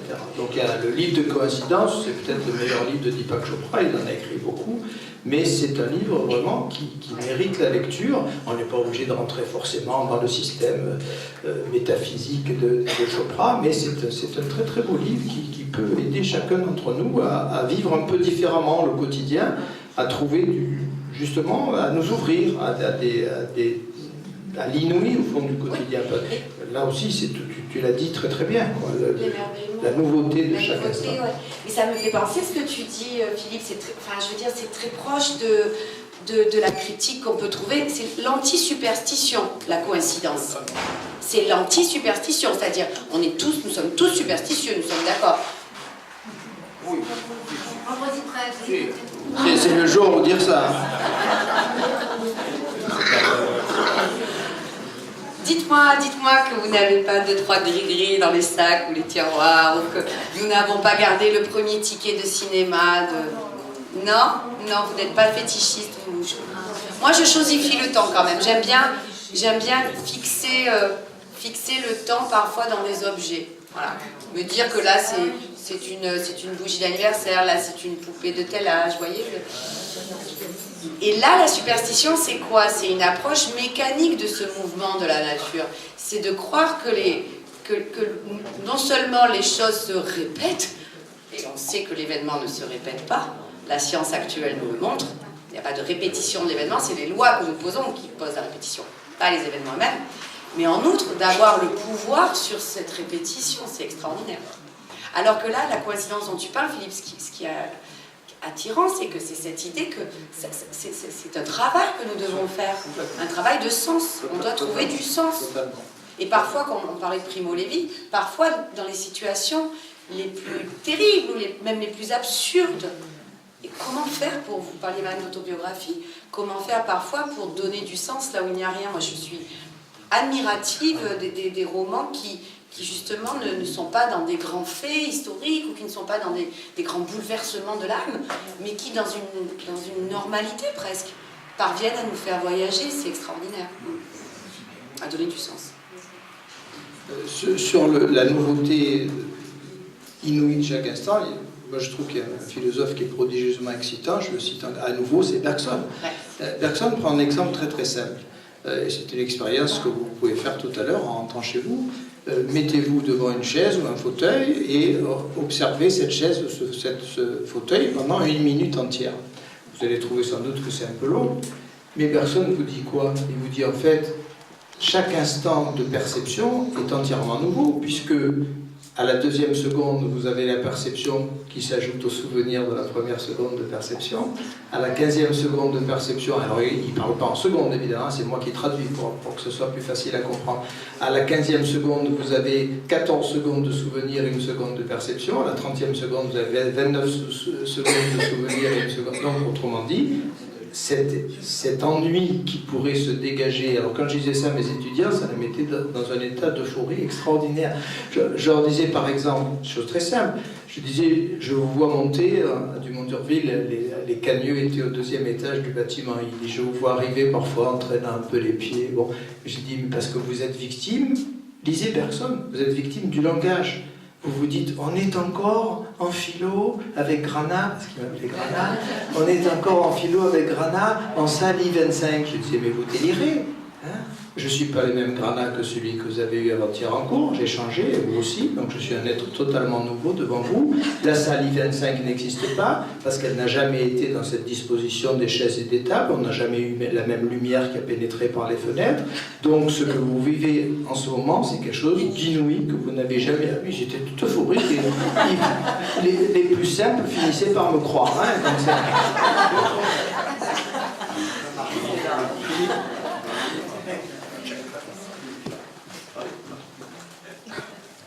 Là, vous confondez la réalité objective avec la réalité subjective. Parce que, au niveau subjectif, quand vous regardez le fauteuil pendant 1 heure, vous avez le temps mémoire qui est limité. La mémoire, elle est limitée. Donc, quand on arrive à 15 secondes, la 16e élimine la première. Quoi. Donc, on se retrouve avec la même conscience à la 17e seconde qu'à la 18e, qu'à la 19e. Non, pas qu'à la première. Parce qu'au début, on a l'accumulation des mémoires. On a les premières secondes qui s'accumulent une sur l'autre. Et quand on arrive à un certain nombre, c'est exactement pareil. Et sur la salle I-27, c'est pas perceptible qu'il y ait une différence entre... objectivement, elle est différente, mais de façon subjective, pour les élèves, elle est semblable. C'est parce qu'ils n'arrivent pas à être attentifs à la nouveauté objective qui existe. Vous voyez ce que je veux dire? C'est ça. Mais vous avez raison, il faut interroger cette relation. Vous l'avez fait très bien tout à l'heure, vous m'avez beaucoup intéressé. Vous avez parlé de la couleur jaune. Moi, je suis très attaché à la couleur jaune. J'ai commencé parfois mes conférences en projetant un écran jaune, parce que c'est l'exemple qu'on trouve chez le physicien Schrödinger, hein, qui dit, bon, je projette un écran jaune et je dis, est-ce que vous pensez qu'il y a du jaune sur l'écran? Et puis il est très facile de leur démontrer qu'il n'y a pas de jaune sur l'écran, il y a une vibration incolore qui est reflétée par l'écran. Donc il n'y a pas de jaune sur l'écran, il n'y a pas de jaune sur ma rétine, il n'y a pas de jaune dans mon nerf optique, il n'y a pas de jaune dans mes neurones du cerveau, et donc je me tourne vers le public en disant, où est le jaune? Alors la moitié de la salle s'en va, dans un état dépressif profond, et les autres restent, et je finis par de les convaincre en reprenant les arguments de Schrödinger. C'est dans un magnifique livre, c'est dans un chapitre qui s'appelle « Le mystère des qualités sensibles » de Schrödinger, qui est un chef-d'œuvre absolu. Donc voilà, effectivement, cette construction que nous avons de la réalité aussi, hein, qui fait que nous sommes des acteurs aussi de l'existence. Et donc prendre conscience de tout ça, hein, et en même temps s'ouvrir, c'est compliqué parce qu'on est sur le fil du rasoir, on est un peu écartelé entre l'idée que nous construisons le réel et puis l'idée que nous devons accueillir quelque chose. Mais c'est pas forcément contradictoire parce que j'accueille ce que je suis prêt à recevoir en réalité. Donc en accueillant, je suis moi-même. Mon voisin, il accueillera quelque chose de tout à fait différent de moi. Hein. Chacun d'entre nous, nous avons une façon différente d'accueillir ce qui vient. Et mon kairos à moi, c'est pas le kairos de mon voisin. Je sais pas si tu es d'accord, Valérie. Oui, non, oui, je suis complètement d'accord, mais par rapport à cette idée d'une réalité objective, subjective, je crois que justement l'idée des temps vécus, c'était une subjectivité assumée en quelque sorte, mais moi ce qui m'intéressait, c'est aussi d'essayer de voir que tout ce qui est de répétition, comme disait Bergson, tout ce qui est répétition et mécanisme dans nos vies, c'est acquis. La vie n'est jamais répétition. La vie cherche des solutions. Bergson vous dit que l'intelligence, c'est l'adaptation à notre milieu. Nous sommes faits pour être en mouvement constant. Et tout ce qui est chez nous mécanique est acquis, c'est-à-dire appris ou fabriqué. Jusque dans notre inconscient, quand nous revivons les mêmes histoires, quand nous refaisons les mêmes erreurs, c'est parce que nous avons posé une intention ou une volonté qui a mis en œuvre cette répétition, cette machine, cet artificiel. Donc la vie, elle est l'émergence continuelle de nouveautés et d'imprévisibilité. Et si les habitudes sont nécessaires pour que nous vivions ensemble, que nous supportions demain en sachant un minimum à quoi il va ressembler, ça peut devenir une prison également. Voilà. Et moi, c'était vraiment dans cette idée que j'avais envie avec vous de retrouver une forme de subjectivité qui ne soit pas simplement négative, où on se dit « ah, c'est subjectif de se percevoir », mais au contraire, quelque chose, comme disait Montaigne, qui est artialisé, qui est travaillé, quoi. Comme on apprend à voir les paysages, apprendre à voir son existence, voilà, comme tu disais, un peu plus colorée, quoi. Oui, alors peut-être L'art nous aide beaucoup bien pour silencieux ça. ce soir. Là. Peut-être j'en ai pas assez parlé, mais l'art nous aide. Vous parliez de la littérature, mais la peinture, les films, les opéras nous aident souvent à reprendre notre propre vie, à relier nos propres... Enfin, on ne va pas repartir chez Aristote et la catharsis, mais il y a cette idée que parfois les œuvres d'art nous permettent de reprendre notre propre vécu et de lui donner du sens. Avec l'idée qui est admise aujourd'hui par tout le monde, je crois, que nous sommes co-créateurs de l'œuvre d'art. Ouais. Donc, nous sommes actifs. C'est pas, là encore, on retrouve exactement ce que tu disais. On n'est pas des plaques photographiques ou de purs récepteurs. On accueille l'œuvre avec notre sensibilité. Et donc, la façon dont moi je l'accueille, c'est pas la façon dont mon voisin l'accueille. Et puis, tu as évoqué tout à l'heure la très belle métaphore nietzschéenne de la digestion, qui est très très présente chez Nietzsche. Il l'utilise d'abord au niveau culturel, la métaphore de la digestion, quand il parle des Grecs dans ses toutes premières œuvres. Et puis ensuite, il va l'appliquer à l'individu. Et en montrant que l'individu bien portant et sain, c'est celui qui assimile bien, quoi. Et c'est celui qui transforme en sa propre chair tout ce qui lui arrive. Mais on a une bonne traduction même au niveau médical de ce qu'on dit. Hein. Donc, qu'est-ce qui se passe quand dans mon propre corps des cellules veulent jouer leur propre jeu et devenir indépendantes? Ben, ça s'appelle un cancer et c'est pas très joyeux. Hein. Voilà. Donc le corps qui fonctionne bien, c'est le corps qui vit en harmonie avec lui-même, où chaque élément forme une sorte on parle beaucoup de holisme aujourd'hui, de système holistique, mais c'est quand on est dans cette harmonie. Il y a une grande pression actuelle quand bien même. sûr, je ne sais pas ce que bien vous sûr en pensez, grande... mais moi je trouve qu'avec tous ces coachings, toute cette technicité appliquée à l'existence, parfois c'est très dur de se dire quel sens a ma vie en définitive, parce que si, comme dit Bergson, si nous sommes faits de la durée intérieure, vous voyez ce que je veux dire, que nous vibrons avec les choses dans une intensité, une qualité différente, et que pour des besoins sociaux, on a inventé le temps. On a projeté dans de l'espace des instants égaux, et on a divisé, on a organisé le temps des horloges et des sciences. Très bien.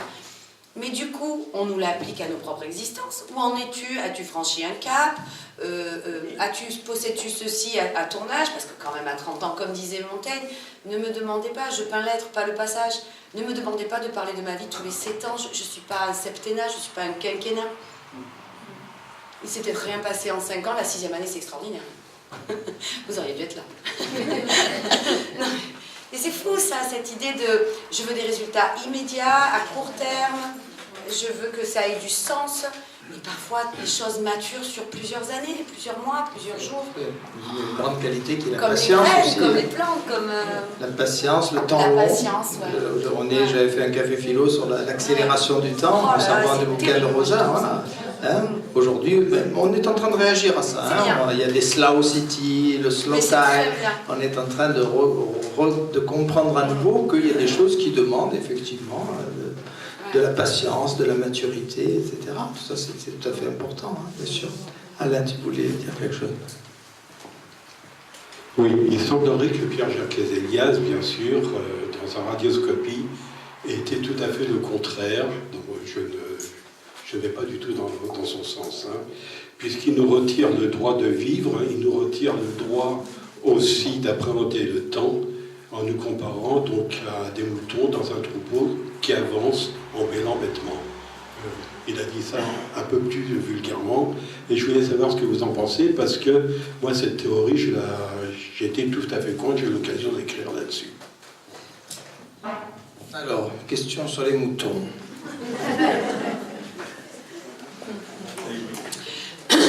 Le mouton, domestication. Domestication, étymologiquement, j'essaie de faire une analyse rapide. Domestication qui est utile à la maison, qui est utile qui rend service à la maison, domestiquer, voilà, à la communauté.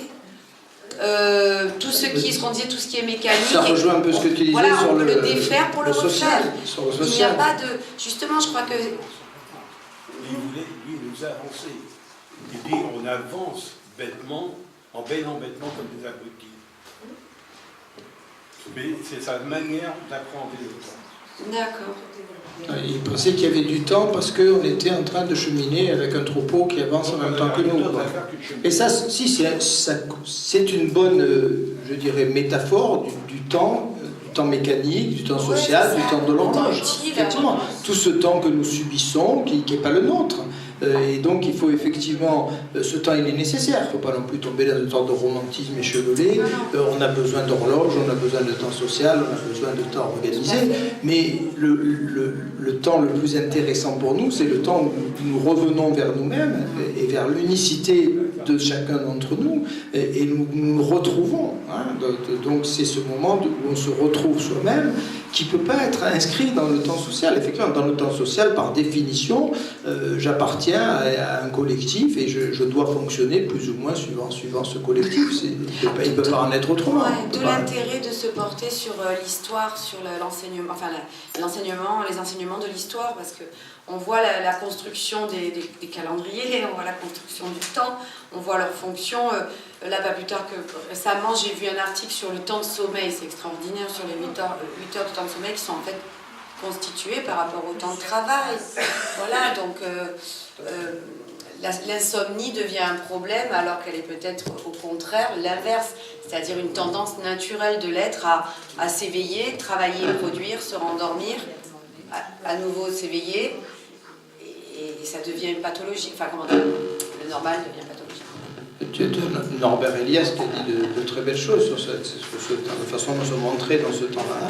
Non, mais je crois qu'effectivement, ce temps-là est nécessaire, mais en même temps, il faut pouvoir revenir à soi. Et le propre des systèmes totalitaires et des sectes, hein, c'est de faire en sorte que l'individu n'ait jamais un instant pour revenir vers lui-même. Il est sollicité en permanence, 24 heures sur 24, si bien qu'il va se perdre complètement et qu'il va devenir effectivement une mécanique ou un objet aux mains du gourou ou du système totalitaire. C'est tout à fait évident. Les temps communs sont fondamentaux, les temps de communion, les temps de...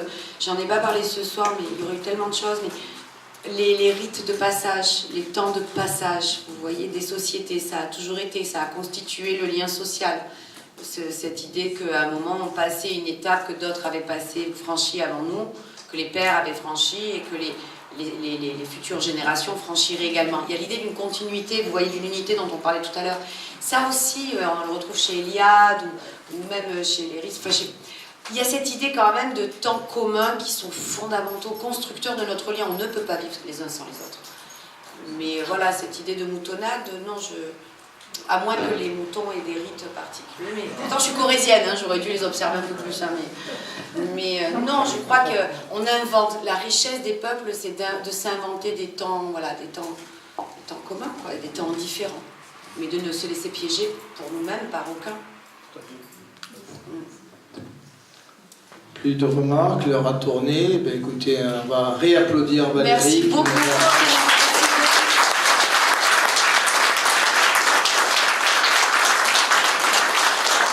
Il nous a régalé, comme Jean-François Cavendish ici, on est très très content de l'accueillir. Elle a pris un véritable abonnement à notre café philo et on est d'autant plus reconnaissant que c'est pas simple de venir de Marseille aux alentours de 18h. Ça vaut tous les détours. Bon, ben c'est gentil à toi.